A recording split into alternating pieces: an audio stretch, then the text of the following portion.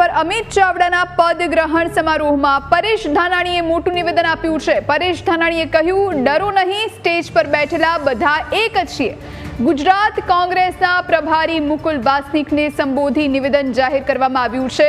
શહેર પર બેઠેલામાંથી કોઈની સીએમ માટે જાહેરાત કરવી હોય તો પણ કરી દેજો। મારે મુખ્યમંત્રી પણ નથી બનવું કે મંત્રી પણ નથી બનવું। અહીં બેઠેલામાંથી કોઈ સીએમ બને તો સરકારમાં કેબિનેટ મંત્રી પણ નથી બનવું, તેમ પણ પરેશ ધાનાણીએ કહ્યું છે।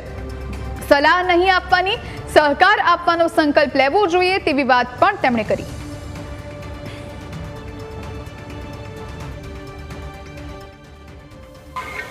આમાંથી માનની મુકુલજીનું વિનંતી કરું છું, ડરો મત।